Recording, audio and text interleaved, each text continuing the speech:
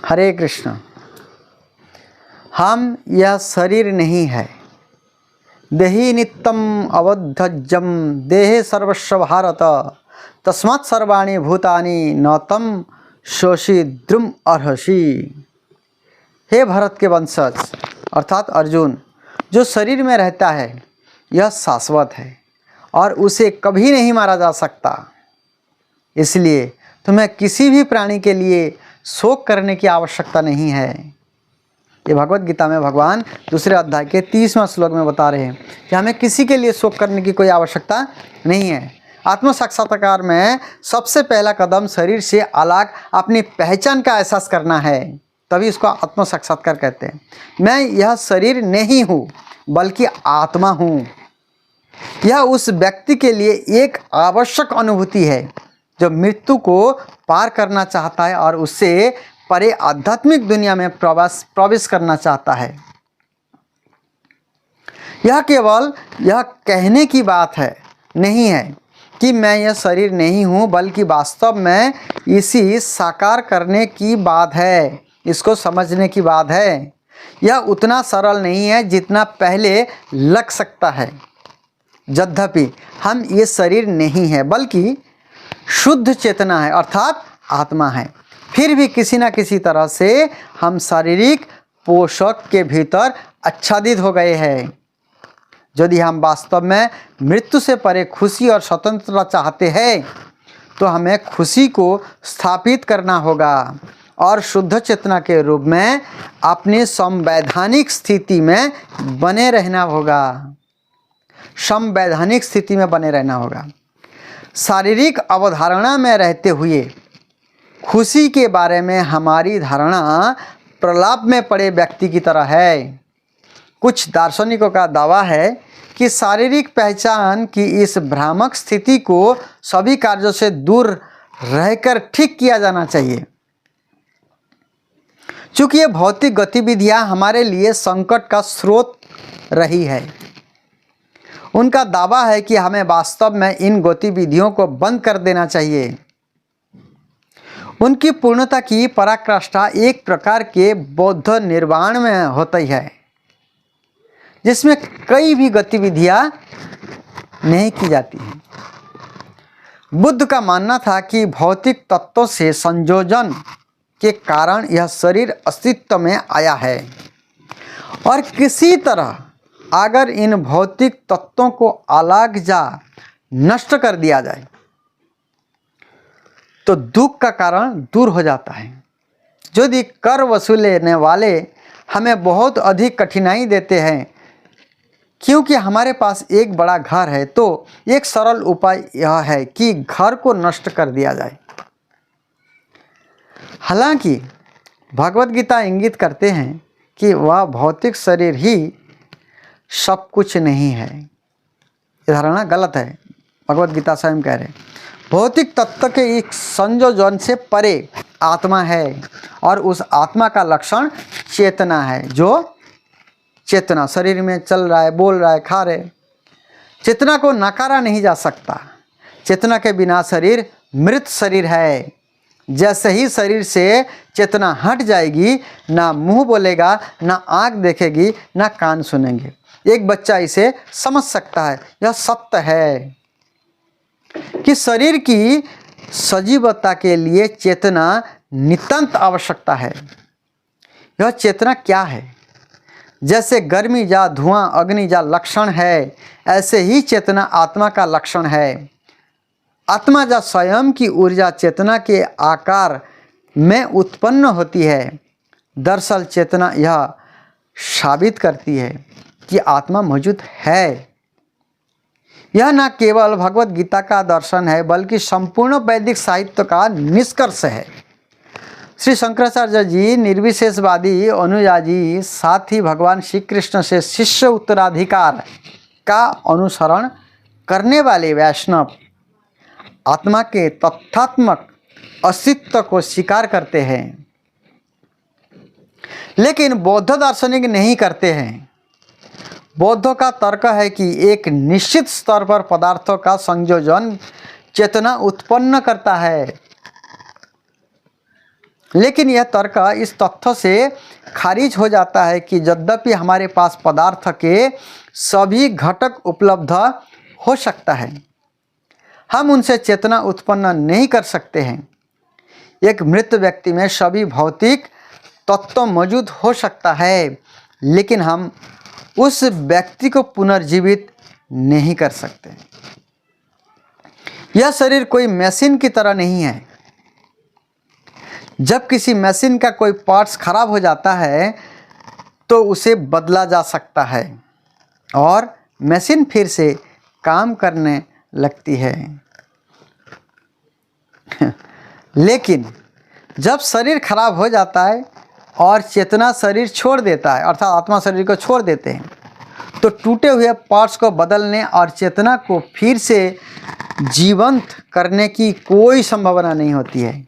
आत्मा शरीर से भिन्न है और जब तक आत्मा है तब तक शरीर चेतन है, परंतु आत्मा के अभाव में शरीर को चेतन बनाने की कोई संभावना नहीं है, क्योंकि आत्मा नहीं है तो शरीर काम नहीं कर सकता है। क्योंकि हम आत्मा को अपने स्थूल इंद्रियों से नहीं देख पाते, इसलिए हम उसे नकार देते हैं। दरअसल ऐसी बहुत सी चीज़ें हैं जिन्हें हम देख नहीं सकते। हम हवा, रेडियो तरंगे या ध्वनि नहीं देख सकते, न ही हम अपनी कुंठ इंद्रिया से सूक्ष्म जीवाणुओं को देख सकते हैं। लेकिन इसका मतलब यह नहीं है कि यहाँ नहीं है। कम से कम हवा को तो हम अनुभव करते हैं ना, लेकिन ये नहीं कहते हम नहीं हैं।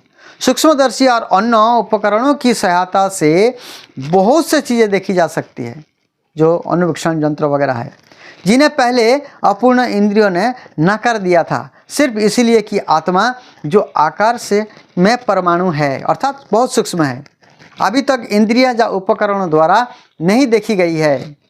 हमें यह निष्कर्ष नहीं निकालना चाहिए कि वह अस्तित्व में नहीं है। हालांकि इसे इसके लक्षण और प्रभाव से समझा जा सकते हैं। देख नहीं पाते इसका मतलब ऐसे है ही नहीं, ऐसा मानना गलत है। भगवत गीता में श्री कृष्ण बताते हैं कि हमारे सभी दुख शरीर के साथ गलत पहचान के कारण है। गलत पहचान के कारण है। मातृस्पर्शस्तु कौन्तेय शत उष्ण सुख दुखदा अगमा अपायन नित्य स्तांग स्थिति खस्य भारत। मात्रा स्पर्शस्तु कौन्तेय, हे कुंती पुत्र, गर्मी और सर्दी, खुशी और संकट की अस्थायी उपस्थिति और समय के साथ उनका गायब हो जाना सर्दी और गर्मी के मौसम की उपस्थिति के बराबर है। जैसे सर्दी आता है गर्म आता है, सर्दी आता है गर्म आता है और गायब होते हैं। ये इंद्रिय बोध से उत्पन्न होते हैं। हे भारत के वंशज, और किसी को परेशान हुए बिना उन्हें सहन करना सीखना चाहिए। हर व्यक्ति को सहन करना चाहिए। गर्मी के दिनों में हम पानी के संपर्क में आनंद महसूस कर सकते हैं, लेकिन वही सर्दी के मौसम में हम उसी पानी से दूर रह सकते हैं, क्योंकि यह बहुत ठंडा होता है। किसी भी स्थिति में पानी एक ही है, लेकिन शरीर के संपर्क के कारण हम इसे सुखद या दर्दनाक मानते हैं। इसलिए हमें एक जैसा रहना पड़ेगा। सुख और दुख की सारी भावना शरीर के कारण होती है। कुछ परिस्थितियों में शरीर और मन सुख और कष्ट महसूस करते हैं। वस्तुतः हम सुख के लिए ललायित हैं, क्योंकि आत्मा की संवैधानिक स्थिति सुख की है। आत्मा सर्वोच्च सत्य का अभिन्न अंग है, जो सच्चिदानंद विग्रह है।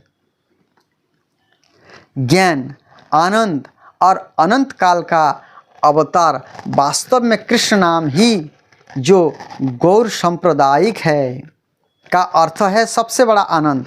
कृष्ण का अर्थ है महान, अर्थात सर्वाकर्षक, और न का अर्थ है आनंद देने वाला। कृष्ण आनंद के प्रतीक है और उनका अभिन्न अंग होने के नाते हम आनंद के लिए लालायित रहते हैं।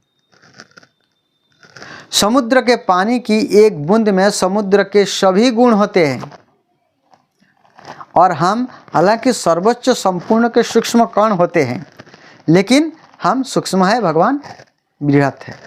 उनमें भी सर्वोच्च के समान ऊर्जावान गुण होते हैं।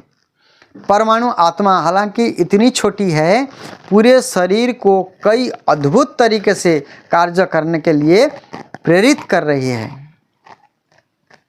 दुनिया में हम बहुत सारे शहर, राजमार्ग, पुल, महान इमारतें, स्मारक और महान सभ्यताएं देखते हैं, लेकिन यह सब किसने किया है?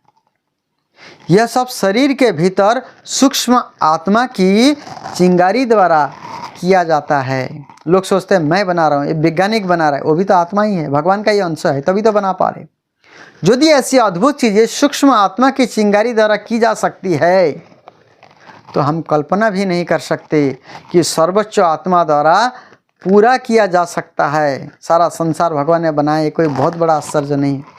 सूक्ष्म आत्मा की चिंगारी की स्वाभाविक लालसा संपूर्ण गुणों अर्थात ज्ञान, आनंद और शाश्वतता के लिए है, लेकिन ये लालसा भौतिक शरीर के कारण कुंठित हो रही है। आत्मा की इच्छा कैसे प्राप्त करें, इसकी जानकारी भगवत गीता में दी गई है।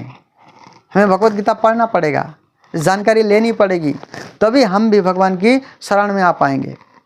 वर्तमान में हम एक अपूर्ण साधन के माध्यम से अनंतकाल आनंद और ज्ञान प्राप्त करने का प्रयास कर रहे हैं। दरअसल इन लक्ष्यों की ओर हमारी प्रगति भौतिक शरीर द्वारा अवरुद्ध हो रही है। इसीलिए हमें शरीर से परे अपने अस्तित्व का एहसास करना होगा।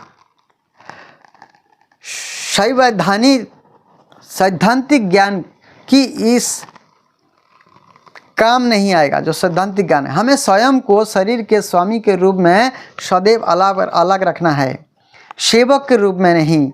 यदि हम अच्छी तरह से कार चलाना जानते हैं तो वह हमें अच्छी सेवा देगी, लेकिन अगर हम नहीं जानते तो कैसे, तो हम खतरे में पड़ जाएंगे। शरीर इंद्रियों से बना है और इंद्रियां हमेशा अपने विषयों की भूखी रहती हैं।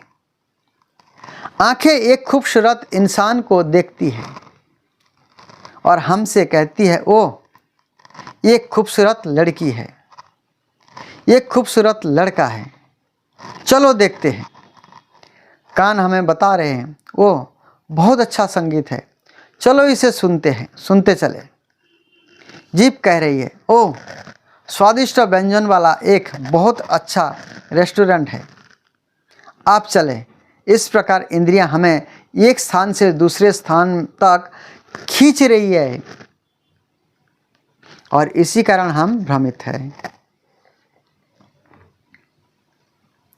इंद्रियाणाम ही कैरतम जनो मनो अनुविधीयते तद असहरति प्रजाम वायुर्नवम इवाम भसी। जैसे पानी में नाव तेज हवा में बह जाती है, ऐसे ही इंद्रियों में से एक भी जिस पर मन केंद्रित होता है मनुष्य की बुद्धि को उड़ा ले जा सकती है।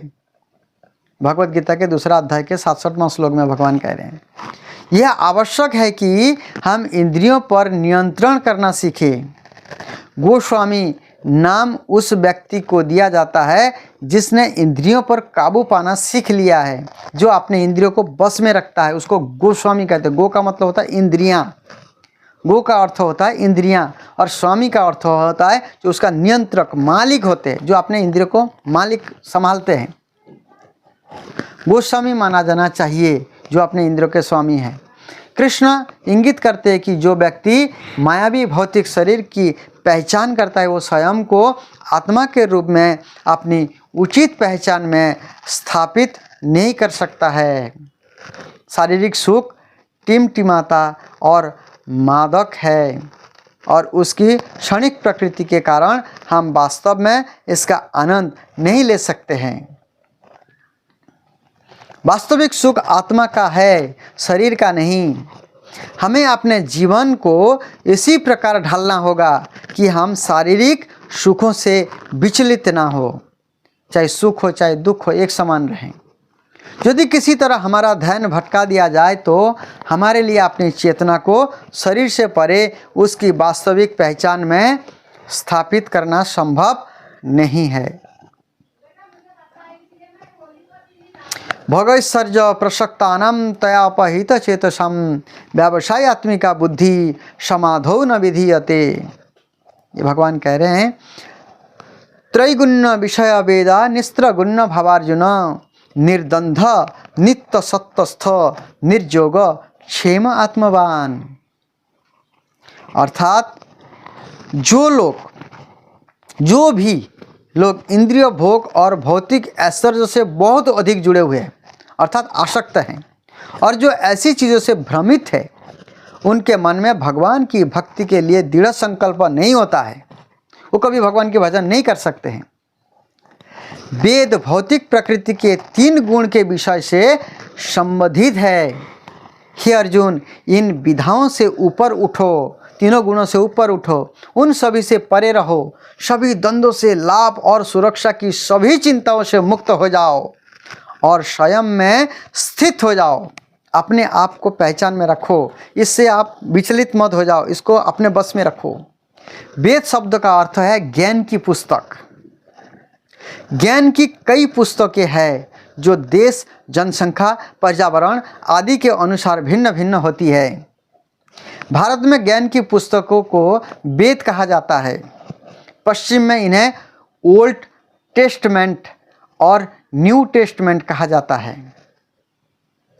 मुसलमान कुरान को स्वीकार करते हैं। ज्ञान की इन सभी पुस्तकों का उद्देश्य क्या है?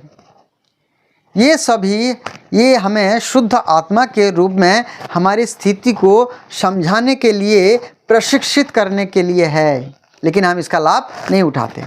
उनका उद्देश्य शारीरिक गतिविधियों को कुछ नियम और नियमों में द्वारा प्रतिबंधित करना है, क्योंकि नियम जो है मनुष्य के लिए है, और इन नियमों और विनिमयों को नैतिकता के कोड के रूप में जाना जाता है। उदाहरण के लिए बाइबल में 10 आज्ञाएं हैं जिनका उद्देश्य हमारे जीवन को नियंत्रित करना है। उच्चतम पूर्णता तक पहुंचाने के लिए शरीर को नियंत्रित किया जाना चाहिए, और नियामक सिद्धांतों के बिना हमारे जीवन को पूर्ण बनाना संभव ही नहीं है।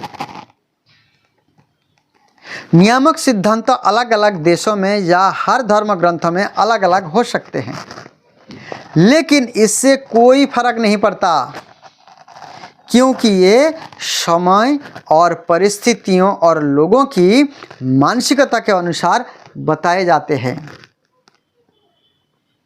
लेकिन विनिमय नियंत्रण का सिद्धांत वही है। इसी तरह सरकार अपने नागरिकों द्वारा पालन करने के लिए कुछ नियम निर्धारित करती है। कुछ नियमों के बिना सरकार या सभ्यता में उन्नति की कोई संभावना नहीं है। पिछले श्लोक में श्री कृष्ण अर्जुन से कहते हैं कि वेदों के नियामक सिद्धांत भौतिक प्रकृति के 3 गुण अच्छाई, जुनून और अज्ञान अर्थात त्रैगुण्य विषया वेदा को नियंत्रित करने के लिए है। हालांकि कृष्ण अर्जुन को भौतिक प्रकृति के द्वंद्व से परे अर्थात आत्मा के रूप में अपनी शुद्ध संवैधानिक स्थिति में खुद को स्थापित करने की सलाह दे रहे हैं। जैसा कि हमने पहले ही बताया है, ये द्वंद्व जैसे गर्मी और सर्दी, सुख और दर्द इंद्रियों के उनके विषयों के संपर्क के कारण उत्पन्न होता है। दूसरे शब्दों में ये शरीर के साथ तादात्म्य से पैदा होते हैं। कृष्ण इंगित करते हैं कि जो लोग भोग और शक्ति के प्रति समर्पित है, ये वेदों के शब्दों से मोहित हो जाते हैं। जो बलिदान और विनिमयित गतिविधि द्वारा स्वर्गीय आनंद का वादा करते हैं। भोग हमारा जन्मसिद्ध अधिकार है, क्योंकि वह आत्मा का लक्षण है, लेकिन आत्मा भौतिक रूप से आनंद लेने की कोशिश करती है, और वही गलती है। हर कोई आनंद के लिए भौतिक विषयों की ओर रुख कर रहा है, और जितना संभव हो उतना ज्ञान संकलित कर रहा है। कोई रसायनज्ञ भौतिक विज्ञानी, राजनीतिज्ञ, कलाकार या कुछ भी बन रहा है, हर कोई हर चीज़ के बारे में कुछ ना कुछ जानता है और इसे आम तौर पर ज्ञान के रूप में जाना जाता है। लेकिन जैसे ही हम शरीर छोड़ते हैं, यह सारा ज्ञान नष्ट हो जाता है। पिछले जीवन में कोई व्यक्ति एक महान ज्ञानी व्यक्ति रहा होगा, लेकिन इस जीवन में उसे फिर से स्कूल जाकर पढ़ना और लिखना सीखना होगा, दोबारा करना होगा सारा काम। पिछले जन्म में जो भी ज्ञान प्राप्त किया था वो भूल जाता है, क्योंकि वो शरीर बदलने के कारण सब भूल गए। स्थिति यह है कि हम वास्तव में शाश्वत ज्ञान की तलाश कर रहे हैं, लेकिन इसे इस भौतिक शरीर द्वारा प्राप्त नहीं किया जा सकता है, ये समझ लीजिए। उसके लिए आध्यात्मिक बनना पड़ेगा। हम सभी इन शरीर के माध्यम से आनंद की तलाश कर रहे हैं, लेकिन शारीरिक आनंद हमारा वास्तविक आनंद नहीं है, यह कृत्रिम है। हमें यह समझना होगा कि यदि हम इस कृत्रिम आनंद में बने रहना चाहते हैं, तो हम अपने शाश्वत आनंद की स्थिति को प्राप्त नहीं कर सकते, ना कर पाएंगे। शरीर को रोगी अवस्था समझना चाहिए। रोगी मनुष्य ठीक से आनंद नहीं उठा पाता। उदाहरण के लिए, पीलिया से पीड़ित व्यक्ति को मिश्री का स्वाद कड़वा लगेगा, लेकिन एक स्वस्थ व्यक्ति इसके मिठास का स्वाद ले सकता है। दोनों ही स्थिति में मिश्री एक ही होती है, लेकिन हमारी स्थिति के अनुसार इसका स्वाद अलग अलग होते हैं। जब तक हम शारीरिक जीवन की इस रुग्ण धारणा से मुक्त नहीं हो जाते, हम आध्यात्मिक जीवन की मिठास का स्वाद नहीं चख सकते। सचमुच यह हमें कड़वा लगेगा। साथ ही भौतिक जीवन का आनंद बढ़ाकर हम अपनी रोगग्रस्त स्थिति को और अधिक जटिल बना रहे हैं। टाइफाइड का रोगी ठोस भोजन नहीं खा सकता, और यदि कोई उसे खाने के लिए देता है और वह खा लेता है, तो वह अपने रोग को और अधिक जटिल बना रहा है और अपने जीवन को खतरे में डाल रहा है। यदि हम वास्तव में भौतिक अस्तित्व के दुखों से मुक्त चाहते हैं, अर्थात मुक्ति चाहते हैं, तो हमें अपने शारीरिक मांगे और सुखों को कम करना होगा और समय निकाल करके भगवान की भजन करनी पड़ेगी, भक्ति करनी पड़ेगी। वास्तव में भौतिक आनंद बिल्कुल भी आनंद नहीं है, क्योंकि भगवान कहते हैं आनंद है ही नहीं। मामू पे तो पुनर्जन्म दुखालयम शाश्वतम। वास्तविक आनंद समाप्त नहीं होता। महाभारत में एक श्लोक है, रमन्ते जोगिनो अंते, जिसका प्रभाव यह है कि जोगी अर्थात जोगिनो जो खुद को आध्यात्मिक स्तर पर ऊपर उठाने का प्रयास कर रहे हैं, वास्तव में आनंद अर्थात रमन्ते ले रहे हैं, लेकिन उनका आनंद अनंत है। ऐसा इसलिए है क्योंकि उनका आनंद परम भोक्ता अर्थात श्री राम के या श्री कृष्ण से संबंध में है। भगवान श्री कृष्ण ही वास्तविक भोक्ता है, और भगवत गीता में इसकी पुष्टि करते हैं 5वें अध्याय के 29वां श्लोक में, भक्तारम जगतोपशम सर्वलोको महेश्वरम सुहृदम सर्वभूतानाम ज्ञातामं शांतिमिच्छति। वही व्यक्ति शांति को प्राप्त कर सकते हैं जो 3 फार्मूला को जान जाएगा, क्योंकि भगवान जो है समस्त चीज़ों के भक्ता है। संत मुझे सभी यज्ञ और तपस्याओं का परम भक्ता मानते हैं, सभी ग्रहों और देवताओं के सर्वोच्च भगवान मानते हैं, और सभी जीवों के परोपकारी और शुभचिंतक के रूप में जानते हैं, इसलिए वो सुखी है। जो इन 3 चीज़ों को नहीं मानते हैं वो हमेशा दुखी रहेगा। भौतिक दुखों की पीड़ा से शांति प्राप्त करते हैं। भोग का अर्थ है आनंद, और हमारा आनंद आनंदित के रूप में हमारी स्थिति को समझने से आता है जी। वास्तविक भोक्ता तो परमेश्वर श्री कृष्ण है, और हम उसका आनंद लेते हैं। इस रिश्ते का एक उदाहरण पति और पत्नी के बीच भौतिक दुनिया में पाया जा सकता है। पति भोक्ता अर्थात पुरुष है और पत्नी आनंद लेने वाली प्रकृति है। प्रिय शब्द का अर्थ है महिला, पुरुष शब्द का या आत्मा विषय है और प्रकृति या प्रकृति वस्तु है। हालांकि आनंद में पति और पत्नी दोनों शामिल होते हैं। जब वास्तविक आनंद मिलता है तो इसमें कोई अंतर नहीं रह जाता कि पति अधिक आनंद ले रहा है या पत्नी कम आनंद ले रही है। यद्यपि पुरुष प्रधान है और मादा प्रधान है। जब आनंद की बात आती है तो कोई विभाजन नहीं होता है। बड़े पैमाने पर कोई भी जीवित इकाई भोक्ता नहीं है। ईश्वर अनेकों में से विस्तरित हुआ और हम उन विस्तार का निर्माण करते हैं। ईश्वर बिना एक क्षण के एक है, लेकिन यह आनंद लेने के लिए अनेक बनना चाहते हैं। हमारा अनुभव है कि एक कमरे में अकेले बैठकर अपने आप से बात करने में बहुत कम या कोई आनंद नहीं है। हालांकि यदि 5 लोग मौजूद हैं तो हमारा आनंद बढ़ जाता है, और यदि हम कई लोगों के सामने कृष्ण के बारे में चर्चा कर सकते हैं तो आनंद और भी अधिक बढ़ जाते हैं। इसलिए कहीं आप बहुत सारे लोगों के साथ रहे, कृष्ण का चर्चा कीजिए। आनंद का अर्थ है विविधता। भगवान अपने आनंद के लिए अनेक बन जाते हैं, और इस प्रकार हमारी स्थिति आनंद लेने वालों की है। वही हमारी संवैधानिक स्थिति और हमारी रचना का उद्देश्य है। भोक्ता और भोग्य दोनों में चेतना होती है, लेकिन भोगे गए की चेतना भोक्ता की चेतना के अधीन होती है। यद्यपि कृष्ण भोक्ता है और हम आनंदित है, आनंद में हर कोई समान रूप से भाग ले सकता है। हमारी आनंद तब पूर्ण हो सकता है जब हम भगवान के आनंद में भाग लेते हैं। शारीरिक मंच पर हमारे अलग अलग आनंद लेने की कई संभावना नहीं है। संपूर्ण भगवत गीता में स्थूल शारीरिक की मंच पर भौतिक आनंद की हतोत्साहित किया गया है, क्योंकि शरीर आनंद क्या लेगा, वो तो पहले से ही मरा हुआ है।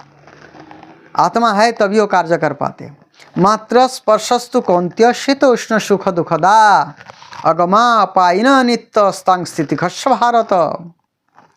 अर्थात भगवान कह रहे हैं, हे कुंती पुत्र, गर्मी और सर्दी, खुश और संकट की अस्थायी परिस्थिति और समय के साथ उनका गायब होना, सर्दी और गर्मी के मौसम की उपस्थिति और गायब होने के समान है।